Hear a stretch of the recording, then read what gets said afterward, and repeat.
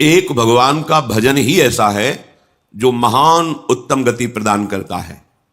और दूसरे जो साधन हैं, तीर्थयाटन, उपवास आदि, इनसे पुण्य लाभ होता है, पुण्य क्षीण हो जाते हैं। अपराध बने तो तत्काल पुण्य नष्ट हो जाते। साधु अवज्ञा तुरंत भवानी, कर कल्याण अखिल के हानि। भजन अविनाशी होता है, रुक जाएगा। अपराध किया है तो दंड मिलेगा, पर वो भजन नष्ट नहीं होगा। जहां अपराध क्षय हुआ फिर भजन प्रारंभ हो जाएगा, तो उसको उत्तम गति मिलती ही है जो प्रभु का भजन करते हैं। नाम जप, नाम कीर्तन, सत्संग, लीला गायन, लीला श्रवण, श्रीअंग सेवा, ये संपूर्ण भजन है। माला से नाम जप करना भजन का एक अंग है, संपूर्ण भजन यही है।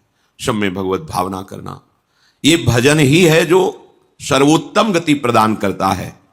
जैसे उपवास है, उससे पुण्य होता है। तीर्थयाटन है, शास्त्रों का स्वाध्याय है, अतिथि सेवा है, आदि आदि। यदि ये निष्काम भाव से हो तो भजन की तरफ वृत्ति मुड़ जाएगी। सकाम भाव से हो तो पुण्य बनेगा और उसका परिणाम सुखद सामग्रियां, सुखद परिस्थिति आएगी, पर वो टिकाऊ नहीं है। मौन रहना, फल मूल खाना, या वायु पीकर रहना, या सिर मुंडन करा के, एक कुटी बनाकर, या जटा धारण करके भूमि पर शयन करना, जल में प्रवेश होकर भजन मंत्र आदि अनुष्ठान करना, ये सब यदि शुद्ध भाव नहीं है तो ये निष्फल ही समझो। निष्फल का मतलब ऊपर के लोकों में जाके सुख भोगोगे, फिर तुम्हारा जन्म होगा। शुद्ध भाव, शरीर को लेकर जितने भाव सब अशुद्ध भाव कहे जाते हैं। शरीर देहाभिमान भाव से ये भोगना, ये देखना, ये सुनना, ये छूना, प्रभु से विमुख, वो सब अशुद्ध भाव है। प्रभु को देखना, प्रभु से बात करना, प्रभु से मिलना, प्रभु के संग रहना, प्रभु का चिंतन, ये सब परम शुद्ध भाव। देहाभिमान से जो भी क्रियाएं होती है सब अशुद्ध, क्योंकि अभिमान है, इसलिए वो भगवत प्राप्ति में समर्थ नहीं है। भगवत भाव से सांसारिक क्रिया भी समर्थ हो जाती है भगवत प्राप्ति के लिए। भाव तो यहां करें कि यदि भाव शुद्ध नहीं है तो ये सब जन्मने मरने वाले चक्र में ही रहता है, उससे विमुख नहीं हो पाता। जब कोई भजन करता है तो उसको तत्व ज्ञान होता है। बड़ी अमृतमयी बात है। ज्ञानेन कर्मणावापि जरा मरण मेवच व्याधयश्च प्रहीयन्ते प्राप्यते चोत्तमम पदम। वो ऐसे उत्तम पद को प्राप्त होता है जो भजन करता है, क्योंकि उसको तत्व ज्ञान हो जाता है। तत्व ज्ञान हो जाने पर उसके ऊपर रोगों का प्रभाव नहीं पड़ता, जरा वृद्धावस्था का प्रभाव नहीं पड़ता, और मृत्यु का भी प्रभाव नहीं पड़ता, और उत्तम पद की उसको प्राप्ति होती है। अगर वो मोक्ष चाहे तो मोक्ष, प्रेम चाहे तो प्रेम। तत्व ज्ञान उसे वेदांत पढ़ के नहीं करना होगा। कई बार कहा है कि नाम में इतनी सामर्थ्य है कि आप नाम को पकड़ के निरंतर चिंतन में लाइए तो तत्व ज्ञान हो जाएगा। अपने स्वरूप का बोध, संपूर्ण संसार में क्या व्याप्त है, कौन सा व्यक्त तत्व है, वो आपको बोध हो जाएगा भजन बल से। जैसे बीजानि अग्नि दग्धानि नरोहंति पुनर्यथा ज्ञान दग्धैस् तथा क्लेशैर नात्मा संयुज्यते पुनः। जैसे आग में पकाया हुआ दाना पुनः अंकुरित होने के योग्य नहीं रह जाता। गेहूं, चना, कोई भी हो, भुन जाए, भुनने के बाद उसे आप खेत में डाल दीजिए, चाहे जितना खाद पानी लगाइए, अंकुरण नहीं होगा। ऐसे ही जिसको तत्व ज्ञान हो जाता है या भगवत प्रेम प्राप्त हो जाता है तो उसके हृदय में कभी कोई वासना नहीं जगती। वो दिखाई देता है वैसे ही दाना, पर अंतर हो गया, एक में अंकुरण होगा और उसमें अंकुरण नहीं होगा। ऐसे ही भगवत प्राप्त तत्वज्ञानी महापुरुष के हृदय में कभी भी मना कष्टानेन्द्रियाणि प्रकृति स्थानि कर्षति, ये जो प्रवाह है ये जागृत नहीं हो सकता। जैसे भुने हुए दाने में अंकुरण नहीं होता, उसके हृदय की अविद्या नष्ट हो जाती है। बिल्कुल हृदय में कोई चिंतन का क्लेश नहीं, आत्मानंद से परिपूर्ण हृदय हो जाता है। आत्मानम विंदते येन सर्वभूत गुहाशयम। सबके हृदय में वही एक आत्म तत्व जो यहां है वो सबके हृदय में ऐसा अनुभव हो जाता है। एको ब्रह्म द्वितीयो नास्ति, दूसरा कोई नहीं, दूसरो न कोई। अब कितना परमानंद होगा जहां अन्य चिंतन नहीं है। ये जो सुख की स्फुरणा होती है ये उसी आनंद सिंधु के एक बिंदु के सीकर से है, और आनंद समुद्र में अवगाहन करने लगे तो कितना सुख होगा, कल्पना भी कोई विषयी पुरुष नहीं कर सकता। यदि भजन किया जाए, हृदय पवित्र हो जाए, तो श्लोकेन या वार्धनेन क्षीणम तस्य प्रयोजनम, आधे श्लोक में तत्व ज्ञान प्राप्त हो जाए। मार्कंडेय जी कह रहे हैं सब भूतों के हृदय में विराजमान जो भगवत तत्व है वही मेरे हृदय में भी विराजमान है। इसका ज्ञान आधे श्लोक में हो जाए यदि हृदय पवित्र हो। पवित्र हृदय भगवत भाव, अपवित्र हृदय देह भाव, भोग भाव, जागतिक भाव। उसको संपूर्ण शास्त्रों के अध्ययन करने का कोई प्रयोजन नहीं। यहां क्या लक्ष्य करा रहे हैं? हमें अधिक से अधिक समय भजन में देना है। खूब नाम जब चल रहा है अंदर से, बस यही कमी होती है। हम बाहर की क्रियाएं तो सांगोपांग कर सकते हैं, पर निरंतर तैल धारावत भगवत चिंतन बड़ी बाधा पहुंचाती है माया। भजन के जो बड़े सूरवीर हैं उनको भी परास्त करने के लिए ऐसे ऐसे जाल रचती है। क्या परास्त? उनका भगवत चिंतन छूटे और मेरे द्वारा किया हुआ विघ्न उसका चिंतन करे। पर वो भगवान के निज जन होते हैं, एक क्षण में उसके जाल को काट के अपने चिंतन में होते हैं, नहीं तो बह जाता है मनुष्य। अब हमसे भजन नहीं होगा, ऐसी विपत्ति आ गई, ऐसी समस्या आ गई, वो उसी चिंतन में इतना डूबने लगता है कि अब भगवत चिंतन छुड़। यही तो माया जाल रच रही थी तुम्हारा भगवत चिंतन छुड़ाने के लिए। बहुत विचित्र, तुम्हें दिखाई नहीं दे रही? यहाँ एक एक कदम ऐसे दिखाई देता, ये काम, ये क्रोध, ये लोभ, ये मोह, ये मद, जैसे आप व्यक्ति रूप में दिखाई देते ऐसे अनुभव होते। ये इसका जाल गिरा, अब ये गिरा, इसको कैसे बचाएं? पूरा विचार करके फिर देखते हैं कि अब तो हाथ से छूट गया, अब गया। अब बचा देख सकते हो, बचा नहीं सकते। बचा तभी सकते हो जब वो बचना चाहे। और वो जाल ऐसे रचती है कि एक क्षण में इष्ट गुरु धाम सबको तिलांजलि दे के हाथ मिला लिया माया से। और यही ऐसे जाल रचती है कि लगता है परम सुख और परम हितैषी यही है हमारा। धोखा हो गया, अब वो निकल गया। तत्व ज्ञान प्राप्त करने के लिए कोई प्रयास की जरूरत नहीं, भजन करो, भजन करो। भगवान शंकराचार्य जी तत्व ज्ञान प्रदान करने के लिए ही आचार्य रूप में प्रकट हुए। वो कह रहे हैं कि तत्व ज्ञान में सबसे श्रेष्ठ है भक्तिरीव गरियसी, भक्ति। अगर भगवान की भक्ति की जाए तो बहुत जल्दी तत्व ज्ञान प्राप्त हो जाए। भगवान शंकराचार्य जी भी निरंतर भजन, मैं कौन हूं, संसार का क्या स्वरूप है, भगवान का क्या स्वरूप है, सब आपको बोध हो जाएगा। नौ योगेश्वर इस सिद्ध महापुरुष आकाश मार्ग से चलते रहते हैं, अभी हैं। ये विरक्त महापुरुष प्रायः जो सच्चे मार्ग के पथिक होते हैं उनके दर्शन पथ पे आते हैं, उपदेश देते हैं। इन्होंने कहा है कि एक एक कवल अन्न पाने जिससे क्षुधा निवृत्ति, तुष्टि पुष्टि होती है, ऐसे ही एक एक क्षण भजन करने से आपके हृदय में अपने स्वरूप का ज्ञान, प्रभु के चरणों में प्रेम और संसार का ज्ञान पूरा। कुछ पढ़ना लिखना नहीं पड़ेगा। आप भजन कर रहे, सत्संग सुन रहे, भजन करते रहिए, अपने आप ज्ञान स्फुरित होता चला जाएगा। पर सबसे कठिन इस संसार में है भजन करना। कोई माने या ना माने, कुछ कठिन नहीं, सबसे कठिन है भजन करना, क्योंकि ये अंदर की बात है। बहुत शांति से भजन में लगे हो, ऐसा माया जाल रच दिया कि अब लगा, अरे क्या होगा, अब क्या होगा, छुटा भजन, छुटा। वो रचे ही है, अब क्या होगा, किसकी सलाह ले, किससे मिले, ऐसी विपत्ति, ऐसा संकट, ऐसा जाल कि लगता है अब क्या हो। अब वो राजी हो रही, छूटा भजन, छूटा। और जो चतुर है, राधा राधा राधा, मर जाऊंगा पर छोड़ूंगा नहीं, नष्ट हो जाऊंगा पर नाम नहीं छोड़ूंगा, सब अपमानित करें नाम नहीं छोड़ूंगा। अगर चूक हो गई, अब मैं वो क्या करूं जिससे मेरी प्रशंसा बच जाए, मेरा सम्मान बच जाए, मेरा परिवार बच जाए, मेरे पास पुनः सब सुख सामग्री आ जाए, भजन छूटा। ये बड़ी सूक्ष्म इसकी चाल है। तो आत्मानम विंदते सर्वभूत गुहाशयम, सबके हृदय रूपी गुफा में हमारा आराध्य देव शयन कर रहा है। भजन करने वालों को ऐसा अनुभव हो जाता है। द्व्याक्षरादाभिसंधाय केचिच्छ लोक पदांकितै, बहुत महिमामयी बात है। सतैरन्नै सहस्त्रैश्च प्रत्ययो मोक्ष लक्षणम, कोई प्रभु के दो अक्षर का नाम पकड़ ले, राम, कृष्ण, विष्णु, शिव, इसमें जैसा लिखा, राधा, दो अक्षरा, पराविद्या दो अक्षरा, और निरंतर उसे रटे, मार्कंडेय जी कह रहे हैं, तो परमात्म तत्व का प्रेम और ज्ञान उसके हृदय में प्रकाशित हो जाएगा। सबसे उत्तम बात है नाम जप। जैसे प्रायः लोग जब सुनते हैं कि कोई संत हैं, उनके पास जाओ तो कामना की पूर्ति होती है।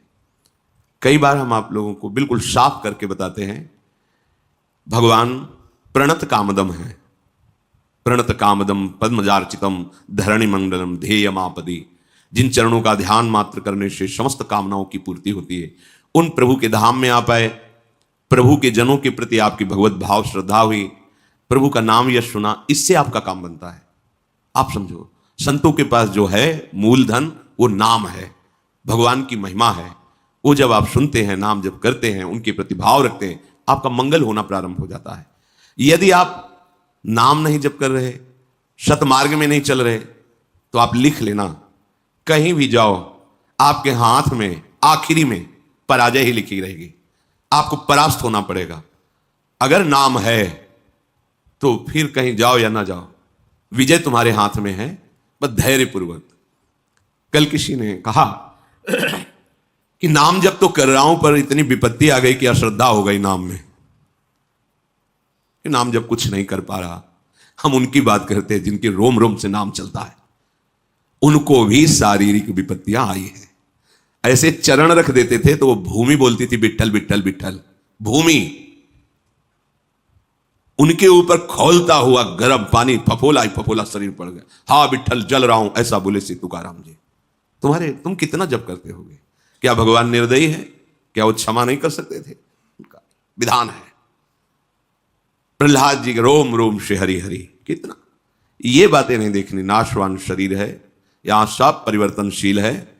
ये दो अक्षर इसलिए पकड़े गए हैं कि अब हमें मां के गर्भ में न जाना पड़े और सब विपत्ति सहने की सामर्थ्य मिले और अंत समय तक मुझे अपने प्यारे से मिलन हो जाए, प्रभु से मिलन हो जाए। ये बीच में जो आपको मिलता है, ये एक मिलना नहीं है, बिछुड़ना ही है। प्रतिपल हर वस्तु नष्ट हो रही, ध्यान से देख लो, रखी रहने दो उसे। आप देखो तुम्हारे योग्य नहीं रह जाएगी, या प्रयोग कर लो तो 6 घंटे में देखने योग्य नहीं रह जाएगी, विष्ठा बन जाएगी। 5 मिनट बाद बमन कर दो, घृणा पैदा हो जाएगी। सब नाशवान परिवर्तनशील है। इसको ऐसा ना सोचो कि नाम जप कर रहे हैं तो हमारा काम नहीं बना, विपत्ति हो गई तो अश्रद्धा कर। सिद्धांत को समझो, हजारों बार कहा है, जब आप नाम जप शुरू करोगे तो पहले वो मल का नाश करता है, अनर्थ निवृत्ति करता है, जो आगे आपको भयानक जन्म मरण रूपी कष्ट, भयानक विपत्तियां देने वाला है, पहले उसको भस्म करेगा। अब ये शरीर तो बन गया है प्रारब्ध से, इसको तो समय समय पर जो दुख सुख का विधान है वो आएगा, नाम जप उसको सहने की सामर्थ्य देगा। अश्रद्धा की जरूरत क्या है? अश्रद्धा किए तो पूर्व संस्कार आपके आगे तक आपको सताते रहेंगे। मान लीजिए ये वो औषधि जो जड़ मूल से रोग का नाश करती है। नाम लेत भव सिंधु सुखाही, करहु विचार सुजन मन माही। सूख जाएगा, तैरने की नाव की भी जरूरत नहीं। नाम लेत भव सिंधु सुखाही, सब नष्ट हो जाएगा आपका दुख संकट। सत्य वस्तु को कोई स्वीकार करना नहीं चाहता। नाटक को सत्य मान करके, ये संसार एक माया का नाटक है, वो इसे सत्य मान करके इसे भोगना चाहता है, इसका स्वामी बनना चाहता है, मायापति बनना चाहता है। सत्य बात स्वीकार कर ले तो आनंद मगन हो जाए, पर सत्य कड़ुआ लगता है ये ठीक है प्रवचन करो, सुन लिया, पर हमें चाहिए ये। तो जो चाहिए वो कितने दिन के लिए, कितने मिनट के लिए, पर वर्तमान का सुख भोगी मन इतना निश्चय कर लेता है कि ये चाहिए और अपना जीवन पूरा का पूरा जीवन चाहिए में। और जो चतुर होता है वो जाहि न चाहिए कबहू का, नहीं नहीं, तो वो जो चाहिए मांग रहे हैं वो उसके पीछे लुटता घूमता है और उसके सामने सच्चिदानंद भगवान होते हैं। और जिसको चाहिए उसके सामने माया होती है, कुछ पकड़ में ही नहीं आता, पूरा जीवन निकल जाता है, कुछ हाथ में नहीं। अब जा रहे हो अपने देश, क्या है तुम्हारे पास? कुछ नहीं, यही चिंतन है। ये चिंतन तो आगे का जन्म निर्णय कर देगा। हाँ, राधा राधा कहा है, अब ये जमा है। यहां कह रहे द्वेक्षरादभिसंधाय, कैसा? टूटने न पावे तार, संधि बनी रहे, राधा राधा राधा राधा राधा। तो क्या बोले? ये 2 अक्षर ही तुम्हें परमात्म तत्व का ज्ञान और प्रेम प्रदान कर देंगे, बहुत पढ़ने की जरूरत नहीं है। सैकड़ों शास्त्र हैं, सैकड़ों शास्त्रों के वाक्य हैं, क्या क्या पकड़ोगे? जीवन बहुत थोड़ा है, क्या करें? बस नाम पकड़ लो। एक बार ऐसा मान करके, लाभ मिले ना मिले, हानि हो, नरक मिले, दुख मिले, सुख मिले, एक बार संतों की बात मान लेते हैं भाई। बहुत माना है सबकी बात, एक बार मान लेते हैं। अब जब तक श्वास रहेगी नाम जपेंगे, निहाल हो जाओगे, देख लेना। पर ये ऐसा नहीं कि कुछ दिन ऐसे थोड़ा जपे और देखें कि लाभ हुआ कि नहीं। तो लाभ तो हुआ, पर तुम देखने लायक नहीं हो उस लाभ को। तुम्हारे अंदर दिव्य दृष्टि थोड़ी जागृत हो गई कि हमारे पूर्व संस्कार इतने जमा थे, नाम ने भस्म कर दिया। अब वो देखो तो नाच पड़ो, पर वो तो दिखाई नहीं देता। वर्तमान की विपत्ति दिखाई देती है, जो शरीर रचने के समय निर्धारित कर दी गई थी कि इस तिथि को, इस समय से ये तुम्हें दंड मिलेगा। अब नाम पहले पीछे का तुम्हारा भस्म कर रहा है। अब अज्ञानी जी वो सोच रहा है हम पीछे थे भी कि नहीं थे, हम तो अभी देख रहे हैं। तुम्हारे देखने से नहीं है, तुम्हारे अनंत जन्मों का हिसाब जमा हुआ, तुम अविनाशी जीव हो, बार बार शरीर पकड़ते हो और छोड़ते हो, उसके बीच में जो कर्म होता है तुम्हें उसको भोगना पड़ता है। ये भागवतिक सिद्धांत है, तुम्हारे ना कहने से थोड़ी हो जाएगा। तो जो बोध है, मोक्ष है, प्रेम है, ये आपको सहज में प्राप्त हो जाएगा यदि दो अक्षर द्व्यक्षराद अभिसंधाय अपनी जीभ से जोड़ते रहो, राधा राधा राधा राधा। नायम लोकोस्ति न परो न सुखम संशयात्मनः, बहुत ध्यान देकर सुनिए। नायम लोकोस्ति न परो न सुखम संशयात्मनः, ऊचुर ज्ञान विदो वृद्ध्या प्रत्ययो मोक्ष लक्षणम। जिसके मन में इस बात पर विश्वास ना हो, संशय भरा रहे, तो वो सुन ले, ना उसे इस लोक में ना परलोक में उसे सुख की प्राप्ति नहीं हो सकती। हित ध्रुव जो विश्वास है तब ही सुधरे बात, ना तरु माया पंथ में फिरे जो टक्कर खात। ए नाम पकड़ लो, मान जाओ हृदय की बात कहते हैं, ऐसा बचाता है, पूरे जीवन दिखा है। अगर वो ना हो तो माया ऐसे जाल रचती है कि लगता है अब क्या, तब लगता है नहीं, ये चकाचौंध माया की नाम नाम, वो एक इतना मजबूत पकड़, वो फिर माया हिला नहीं पाती, वो पकड़ पार हो जाता है। ऐसे ऐसे मगरमच्छ हैं इस माया में कि लील जाए पता भी न चले कि वो था भी कि नहीं था। बिल्कुल मान लीजिए, नायम लोकोस्ति न परो न सुखम संशयात्मना। इस लोक में परलोक में कहीं भी सुख नहीं मिलता जो संशयात्मा, और भगवान ने भी कहा संशयात्मा विनश्यति, जो संशयात्मा है उसका नाश हो जाता है। नाश का मतलब पतन हो जाता है। ज्ञान मोक्ष तो बहुत दूरी की बात है, उसे शांति सुख भी प्राप्त नहीं होता। इसलिए जो ज्ञान वृद्ध पुरुष हैं उनके कथन पर ध्यान दे। मार्कंडेय जी कह रहे हैं, वयोवृद्ध नहीं कह रहे, जो ज्ञान वृद्ध हैं उनके कथन पर ध्यान दे, उनके वचनों पर ध्यान दे। उनके वचनों से तुम्हें शास्त्रों का वास्तविक प्रयोजन क्या है ये पता चल जाएगा कि हमारे जीवन का प्रयोजन क्या है। हम जिए चले जा रहे हैं, कर्म करते चले जा रहे हैं, भोगते चले जा रहे हैं, मेरा लक्ष्य क्या है, मेरा विश्राम स्थल क्या है। तब आपको समझ में आएगा विश्राम स्थल भगवत प्राप्ति है। इंद्रियाणाम प्रसादेन तदेतत् परिवर्जयेत्, तस्मादनशनम दिव्यम निरुद्धेन्द्रिय गोचरम। अतः मेरी बात ध्यान से सुनो, सबको चाहिए कि इंद्रियों को पवित्र कर लो। तो इंद्रियों के पवित्र तीर्थ स्नान से नहीं होंगे। कैसे होंगे? निषिद्ध विषय में भोगों का त्याग करने से इंद्रियां और मन पवित्र हो जाता है। जो धर्म कहता है भोग लो, धर्म विरुद्ध यदि भोग भोगा, हर इंद्रिय का भोग है। जैसे खान पान के लिए सात्विक भोजन, अच्छे से 56 भोग बनते हैं अपने, 56 भोग प्रभु को जब भोग लगते हैं। देखो बिहारी जो राधा 56 भोग बनते हैं, कितने सुंदर सुंदर स्वादिष्ट पदार्थ। अब निषिद्ध भोग, प्याज लहसुन मांस मछली, ये सब गंदी चीजें जो तमोगुण पैदा करके राक्षसी वृत्ति का निमंत्रण दे दे। एक एक इंद्री का विषय हो। जनेन्द्री गृहस्थ हो, धर्मयुक्त है, आपने पाणी ग्रहण संस्कार किया है, आप तो आपकी जनेन्द्री भोग भोगते हुए भी पवित्र है।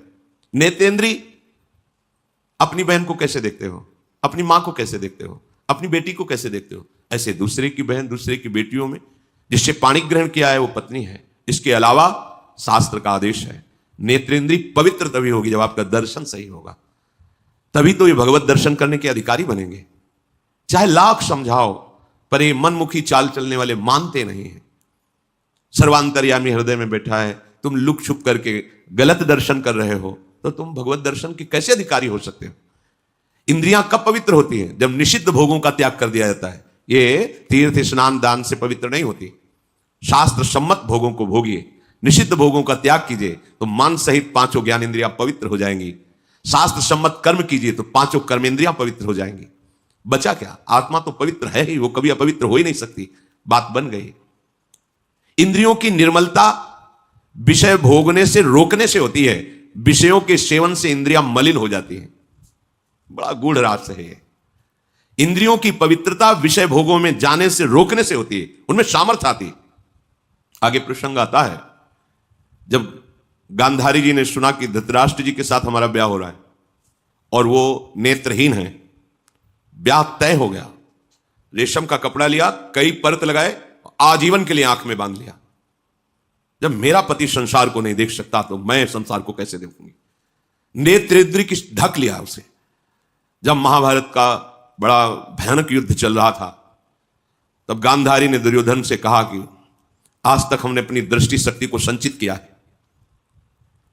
तुम निर्वस्त्र होकर मेरे सामने आ जाओ, मैं पट्टी खोल दूंगी, एक बार देखूंगी, वज्र की भी ताकत नहीं कि तुम्हारे शरीर में खरोच पैदा कर सके, तुम्हारा वज्र के समान शरीर हो जाएगा।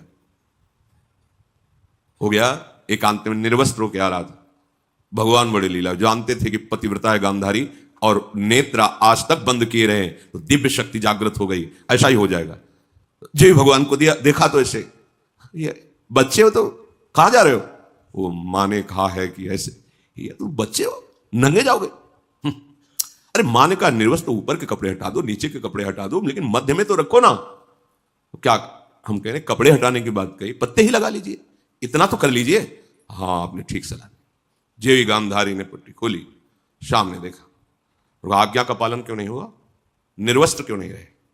और क्या बोले कि श्री कृष्ण ने समझाया, जा यहीं से तोड़ा जाएगा तेरा, यही तेरी मृत्यु का कारण बनेगा, बेटा तूने चूक कर दी, यहीं से तू कमजोर हो। वही मारा था, जहां मारते थे तो चिंगारियां उठती थी गदा की, कहीं कुछ भी नहीं हो रहा था दुर्योधन का, लेकिन वहीं तोड़ा, जंघा से ऐसे पत्ते बांध लिए थे, वहीं तोड़ा, वहीं से उसका एक नेत्र शक्ति को रोक लिया। तो कितनी बड़ी सामर्थ्य। जो वाणी से मौन रहते हैं, कभी असत्य भाषण नहीं करते, नाम जप करते हैं, वो अगर बोल दे होश में हो जाना, बिल्कुल सत्य हो, क्योंकि उनकी वाणी की सामर्थ्य जागृत हो चुकी है। हर इंद्री को जब भोगों से रोक दिया जाता है तो उसके अंदर अपार सामर्थ्य आ जाती है। पर यह बात सहज नहीं है। हम जो सोचते हैं वो क्यों नहीं होता, हम जो करते हैं वो क्यों नहीं सफल होता, क्योंकि पावर ही नहीं है।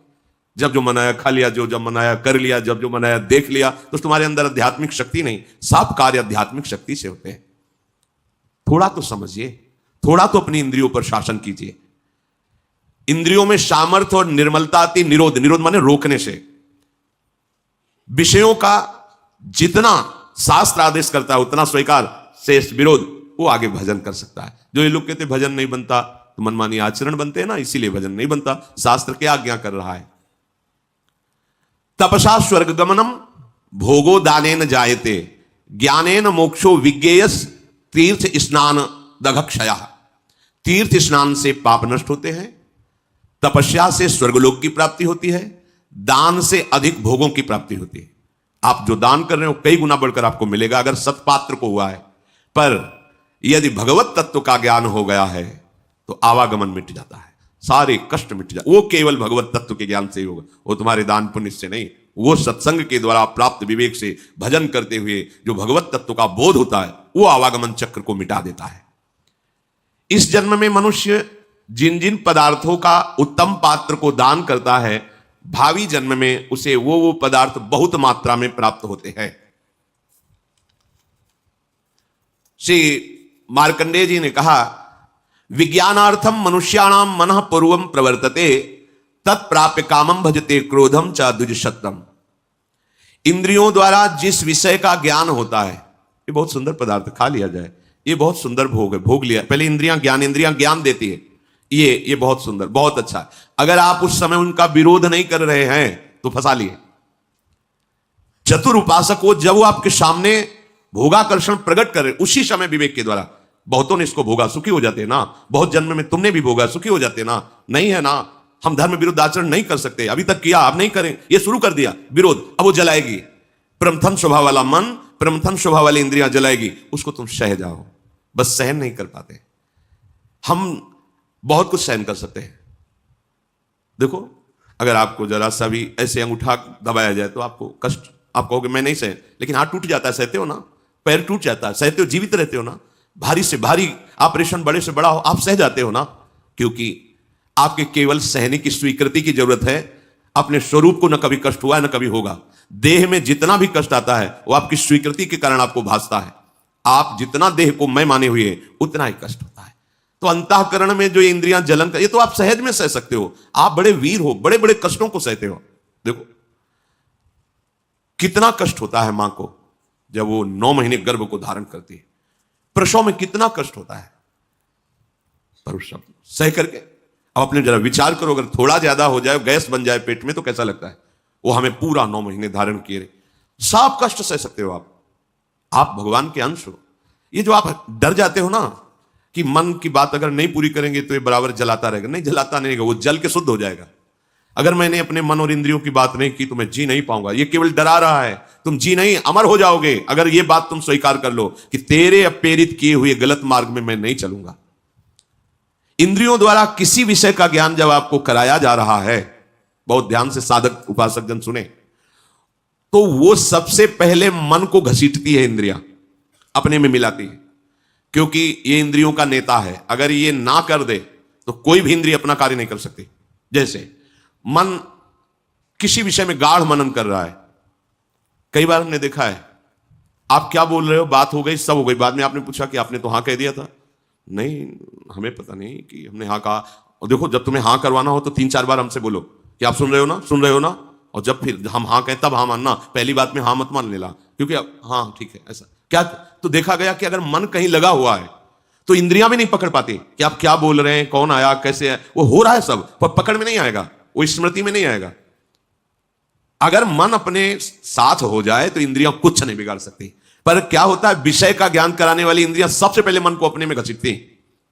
जहां अपने मन में इंद्रियों की प्रियता विषय भोगों में, और वो तीनों एक हुए, और अगर बुद्धि में विवेक नहीं है तो मन तत्काल बुद्धि को अपने अधीन कर लेता है। इस कहने में बहुत देर लग गई, अधीन करने में नहीं लगता। और जहां बुद्धि अधीन हुई तो उस विषय में राग या द्वेष हो जाएगा। प्रतिकूल है तो द्वेष हो जाएगा, अनुकूल है तो राग हो जाएगा। दोनों में जलन होती है। राग में जो हर्ष होता है वो शोक में परिणित हो जाएगा। अगर राग का हर्ष स्वीकार न हो तो शोक छू नहीं सकता। यह अध्यात्म है। जब किसी विषय में राग हो जाता है तो मन तत्काल संकल्प बना लेता है, राग में भी और द्वेष में भी। ठीक है, भोगोगे अब तुम। द्वेष है तो विरुद्ध भाव का संकल्प, प्रतिकूल।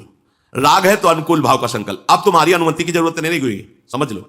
जहां इंद्रियां विषय में आसक्त हुई, मन को अपने में मिलाया, मन ने बुद्धि को घसीटा, तहां तत्काल संकल्प बनाएगा। और जहां संकल्प बना तो तुम अब क्रिया को नहीं रोक सकते, क्रिया हो जाएगी। क्रिया आरंभ हुई कि अभीष्ट उसका फल तुम्हें भोगना पड़ेगा। अभीष्ट उसका परिणाम, अशुभ शुभ जैसी क्रिया बन रही है उसका फल भोगना पड़ेगा। इसके कहने का क्या तात्पर्य, आप पहले ही दशा में रोक सकते हो। जब कोई विषय इंद्रियों को आकर्षित कर रहा है, उसी समय विवेक से सावधान। जो सत्संग में सुना है, जो शास्त्रों में, कई बार हमने कहा है कि आप लोग कुछ सत्संग चयन करके रखो, जो मन पर कहे गए हैं, जो इंद्रियों पर कहे गए हैं, जो वैराग्य प्रकरण में कहे गए हैं, जो धर्मयुक्त। तो जहां मन आपका, तो तुरंत उस सत्संग को दोबारा सुनो। शास्त्र में जो लिखा है वहां तुरंत पहुंचाओ, या सत्संग की बात तुरंत लाओ। नहीं नहीं, ये गलत है। वो संकल्प बनने नहीं पाएगा, वो पूरा सिस्टम घसीट नहीं पाएगा कि मन बुद्धि को अधीन कर लिया, और मन को इंद्रियों ने अधीन कर लिया, इंद्रियों को विषय ने अधीन कर लिया, अब संकल्प बन गया, क्रिया हो गई। इतना समय कैसे दे दिया? असावधान साधक भ्रष्ट हो जाता है। देखो, इस खेल में तुम उतारे गए हो, इसे ना समझो। आपको परिपक्व, ये खेल है भगवान के लिए, दोनों पक्ष भगवान के हैं। जैसे मान लो 2 प्रदेशों से कबड्डी का खेल हो रहा, बोले एक तरफ उत्तर प्रदेश, एक तरफ अमुक प्रदेश है, तो है किसका? भारत सरकार का ही तो दोनों प्रदेश है, दोनों भारत सरकार के ही हैं। पर उसमें एक विजयी होगा, एक का सम्मान होगा, और एक पराजित होगा। वह अपने हृदय में निरुत्साहित भी हो सकता है, पर है वो दोनों सरकारी। ऐसे ही माया और भक्ति, ये 2 का पक्ष है। भगवान की ही भक्ति और भगवान की ही माया है। अब आपको भेजा गया कि 2 पक्ष में चयन करो, खेल होगा, होगा पक्का होगा। अब कुछ तो भक्ति पक्ष में आ गए और बहुत ज्यादा मात्रा में माया पक्ष में चले गए। अब उसका पक्ष का जो प्रभाव है वो तो पड़ेगा, भक्ति के प्रभाव का पक्ष पड़ेगा। पर दोनों पक्षों को एक दूसरे में जाना होता है। ऐसा नहीं कि अभक्त कभी भक्त संयोग ही नहीं प्राप्त करते, पर वो भक्त उपदेश नहीं स्वीकार करते, नहीं वह भक्त न रह जाए। इस माया के पक्ष में जब भक्त जाए, जाने का मतलब पैरों से चलना नहीं है, या मन और इंद्रियों का बात। जब हमारा कोई भोग आकर्षण हो रहा है, कोई प्रपंच में राग द्वेष वृत्ति जा रही है, उस समय बिल्कुल होश में, क्योंकि अब आप बोलने जा रहे हो कबड्डी कबड्डी, वहां पकड़ के तुम्हें पछाड़ दिया जाएगा। जहां विषय, बिल्कुल सावधान, 2 अक्षर आपकी जिह्वा, राधा राधा, अंदर हो सावधान। कौन पकड़ रहा है? काम क्रोध लोभ मोह मद मत्सर, कौन आक्रमण कर रहा है?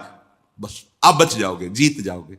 अरे हमें तो कोई पकड़ ही नहीं सकता। अब यहां पकड़ाने के लिए जाते हैं, बचने के लिए थोड़ी जाते हैं। जब विषय आकर्षण हो जाता है तो हम बचना थोड़ी चाहते हैं। देखो ना, हम तो अपने को वहां फंसाना चाहते हैं। विषय सेवन जहां हुआ, अब संकल्प बना, क्रिया हुई, अब विषय सेवन का परिणाम बता रहे। विषय सेवन जहां हुआ तो उत्कृष्ट माने सबसे ज्यादा आसक्ति पैदा हो गई। अब मैं इसके बिना जी नहीं सकता या जी नहीं सकती, ये बात आ गई। देखो, परम स्वतंत्र भगवान का अंश इंद्री के विषय में इतना फंस गया कि वो ये कहने लगा कि अब मैं इसके बिना जी नहीं सकता। देखो चमत्कार राग का, देखो आसक्ति का।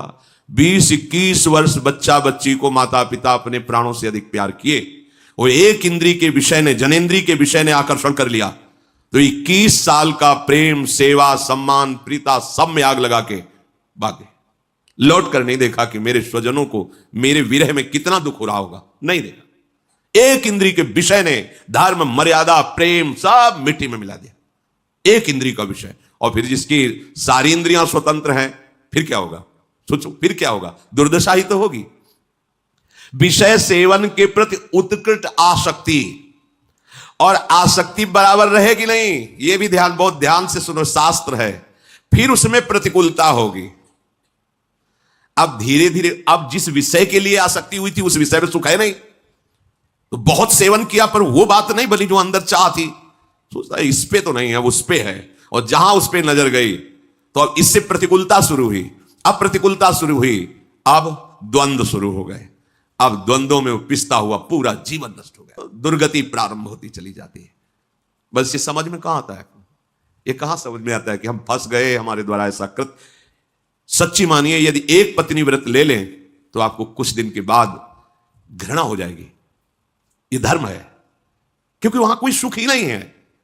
कुछ दिनों के बाद यदि आप ठीक धर्म से चलते हैं तो आपको ऐसा लगने लगेगा। बस कितने ऐसे गृहस्थ उपासक श्री जी के शरण में हैं जो पति पत्नी सहित आजीवन ब्रह्मचर्य का नियम लेके रह रहे हैं। क्यों? किसी ने सिखाया क्या? नहीं, धर्म से चले। उनको लग गया कि नहीं नहीं, सुख तो प्रियाजू के नाम रूप लीला धाम में है, अब जीवन बर्बाद में है। कितने ऐसे। अगर आपका धर्मयुक्त सेवन नहीं तो वृद्धावस्था तक तुम्हारा चांचल्य मन, चांचल्य इंद्रियां, ये बंद नहीं होगा। बहुत छलावा है, बहुत छलावा है, जिसे समझ नहीं पाते, पूरा जीवन छल जाता है।